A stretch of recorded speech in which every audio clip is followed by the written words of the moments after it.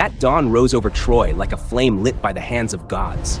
Golden light spilled across red roofs and towering walls, glinting on shields that hung silent in the wind. Beauty so great that none could see it was the final light of an age. Below the valley, the sea shimmered with a cold silver glow.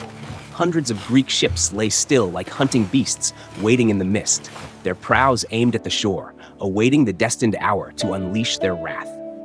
Within the walls, life moved as if no threat had ever been near. The blacksmith struck his hammer beneath the forge, the ringing of iron echoing like the heartbeat of the city.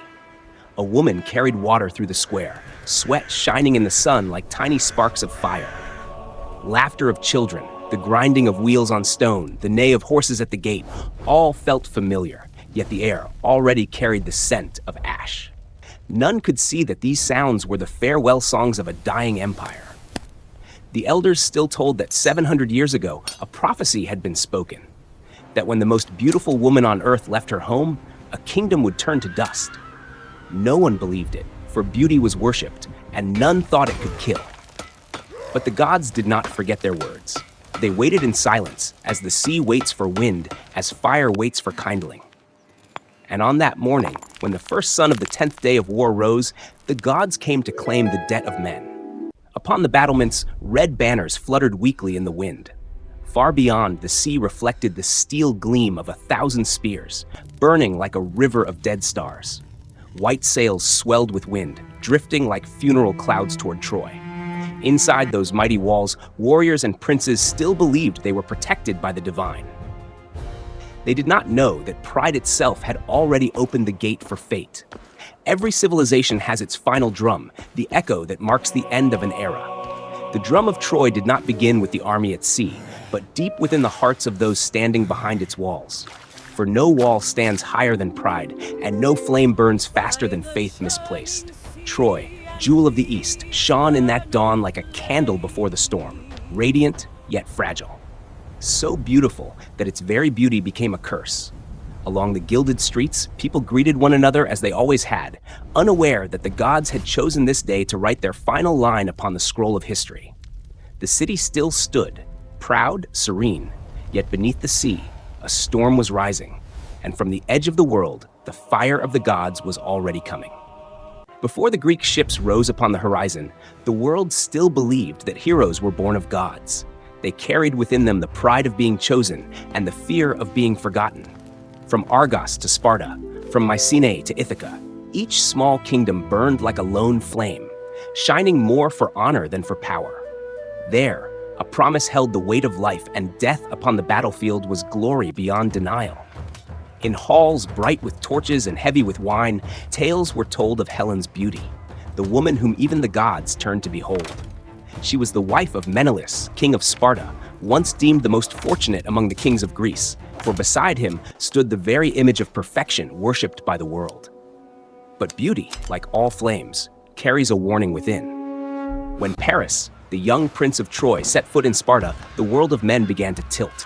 One glance, one smile, and the fire was born between two civilizations. None knew it was the dawn of 10 years of ruin. For the Greeks, shame could not be washed with water, only with blood. When Helen departed with Paris, Menelaus lost not only his wife, but the symbol of his honor.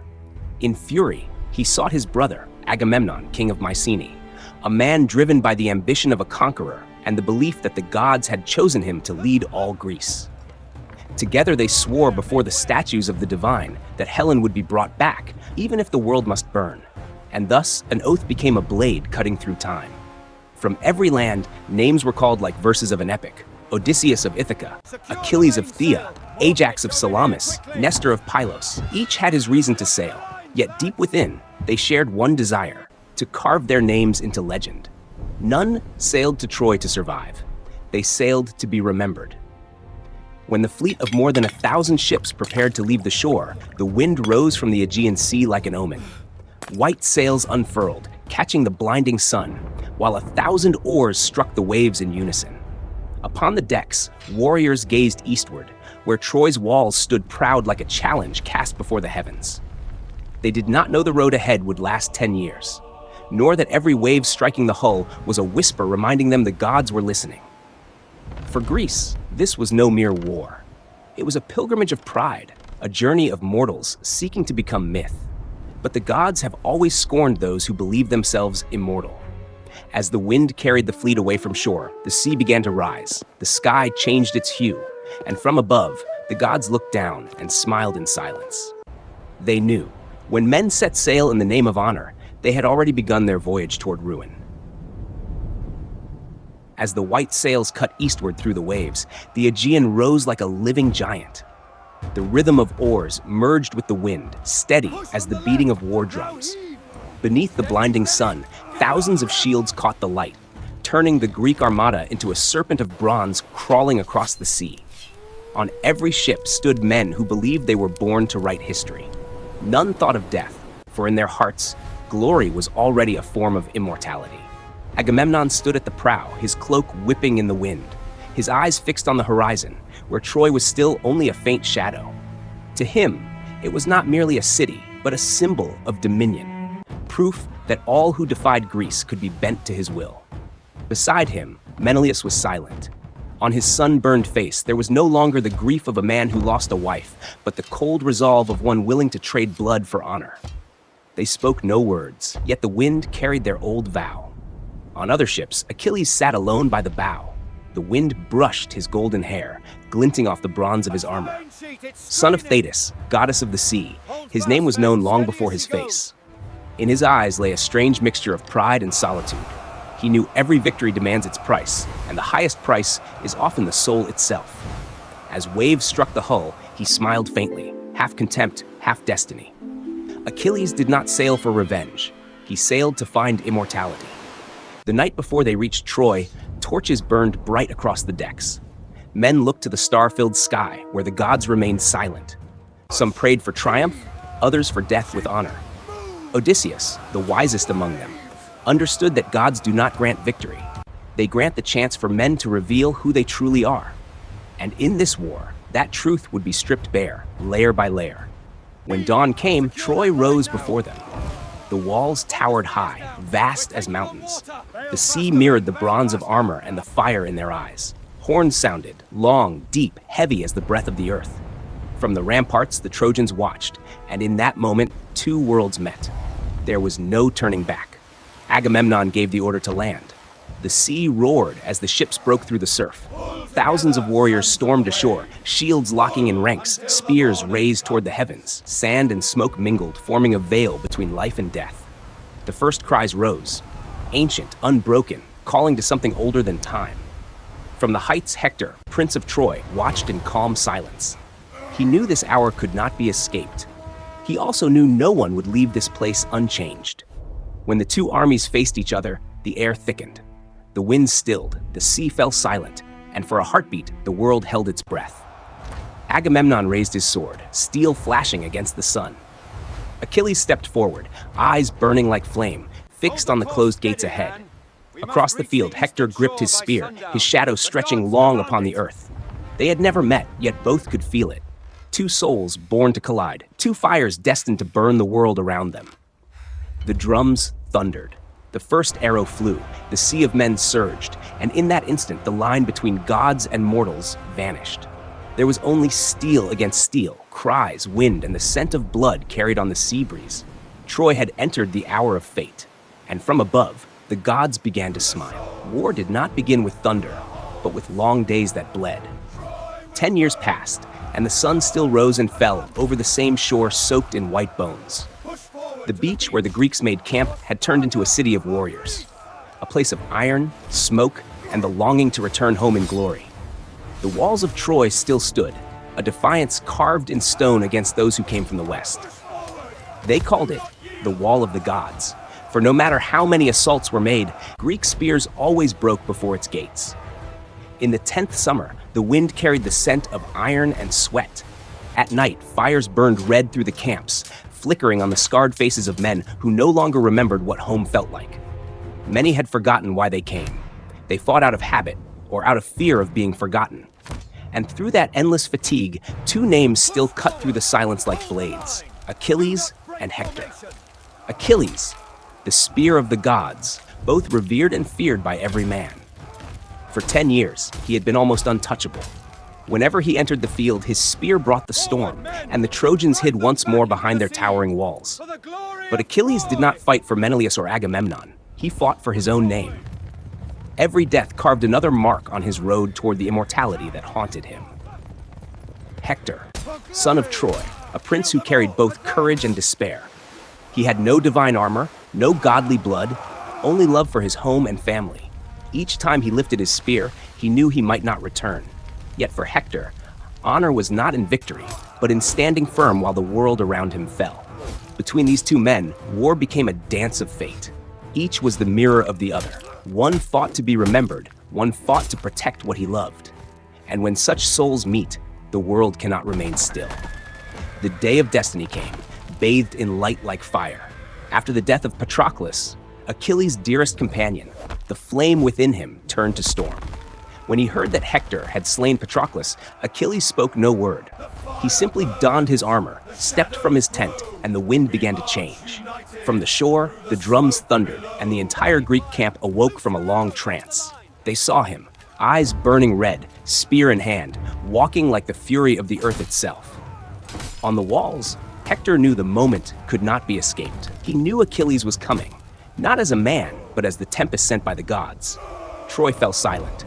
The warriors tried to stop him, but Hector placed a hand upon their shoulders and descended from the ramparts. None spoke. Every sound ceased.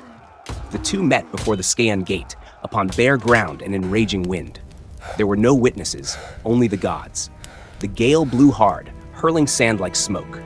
Achilles gripped his spear, its blade catching the sun like a thin streak of lightning. Hector bowed his head, drawing one final breath of peace.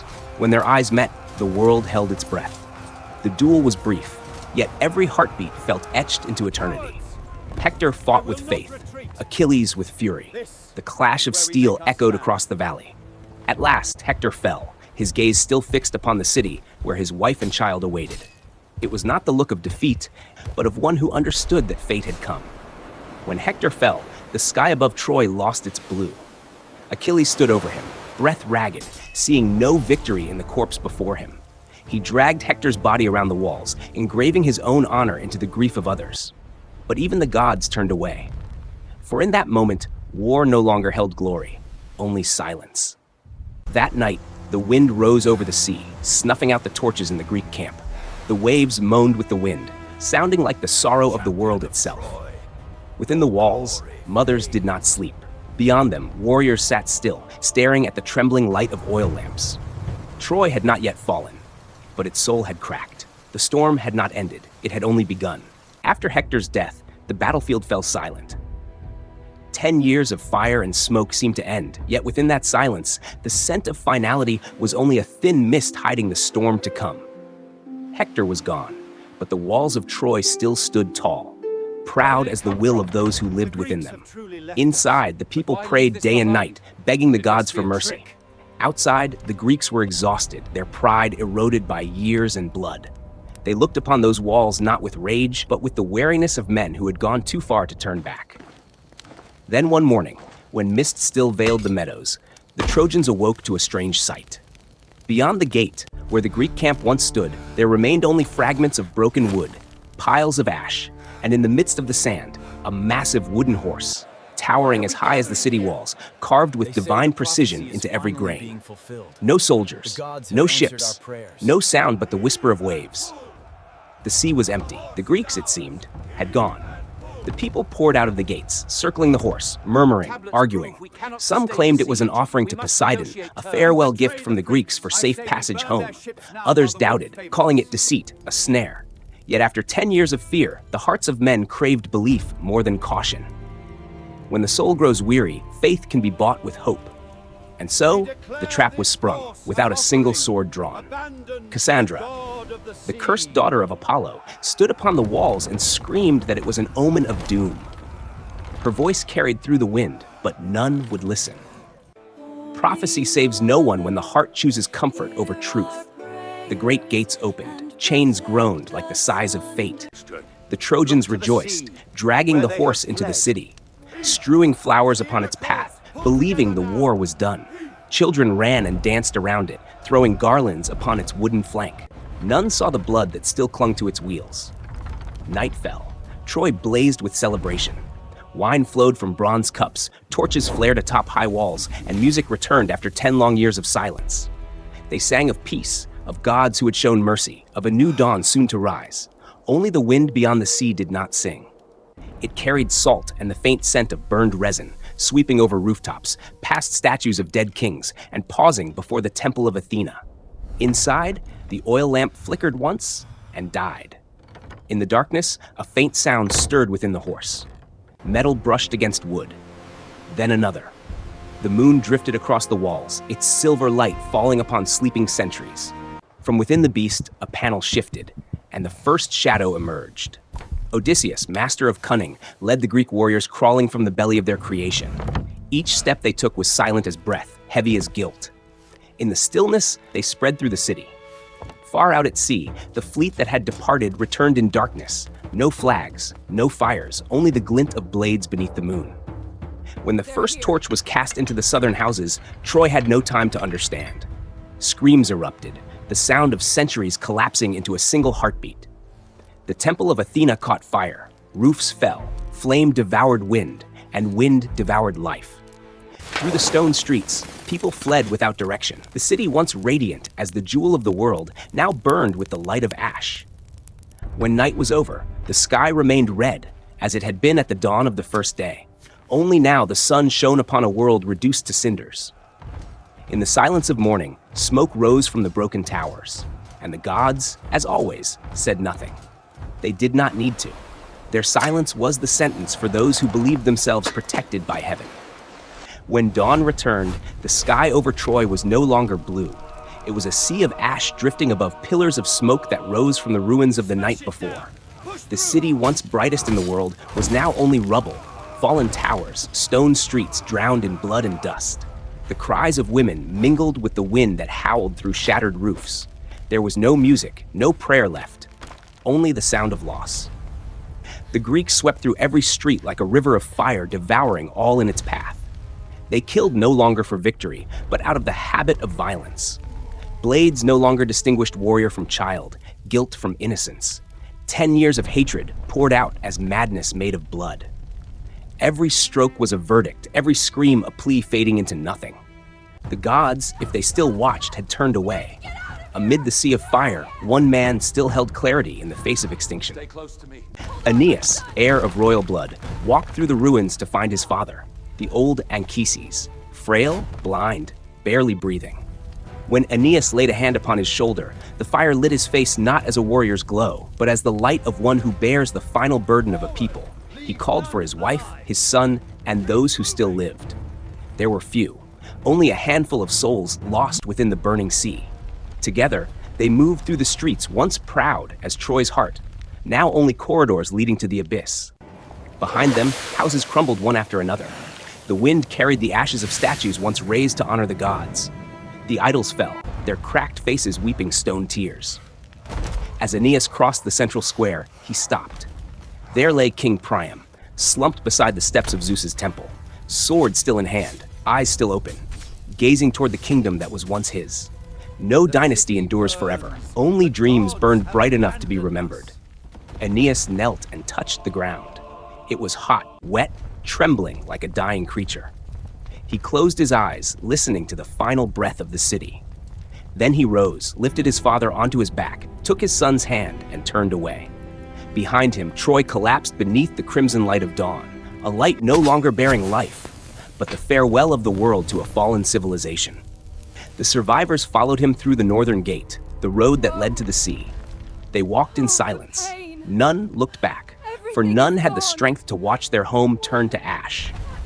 Each step was a strangled sob, each breath a prayer whispered to the souls left behind.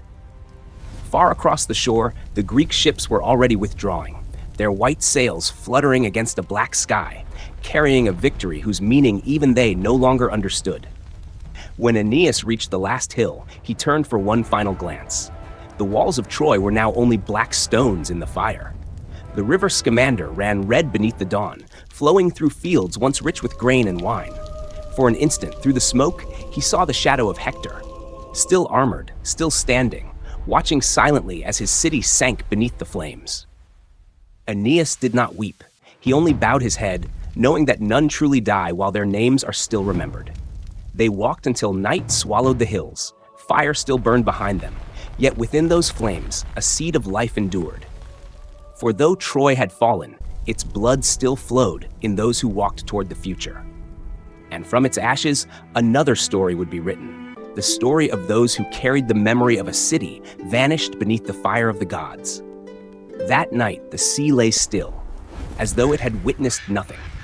Only the wind carried the scent of smoke and ash, sweeping across the barren land where a civilization had perished. And in that silence, history whispered that all glory turns to dust, yet the fire within the human heart will always find a way to live on, even if only as an ember. When the last flame died, the sky over Troy turned unnaturally clear. The ashes had settled, leaving behind the bitter scent of smoke seeping deep into the earth. Where once rang the clash of bronze and the drums of war, now only the wind whispered through broken walls. Yet within that silence, something still lived, not the city, but its memory. History never buries what once burned. From the ashes of Troy, stories spread across the world like seeds carried by wind. By every hearth, people spoke of a proud city, of kings and warriors, of lovers who defied death itself. And so Troy did not die.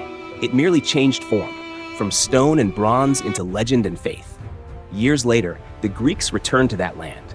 They found a field of wild grass, fragments of cracked brick, and a small river winding around the hill. No one spoke. One man carved an arrow into a stone, as if to mark that once a world had stood here. But time, like the sea, cannot keep its shape. The rain came, the wind came, and all dissolved again. Only the name Troy remained, light as breath, heavy as destiny. Aeneas, who had fled the burning city, continued westward.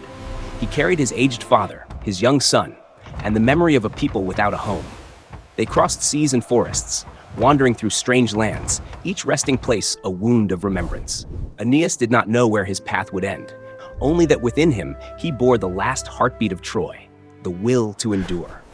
From that bloodline, the world would one day name a new empire, Rome.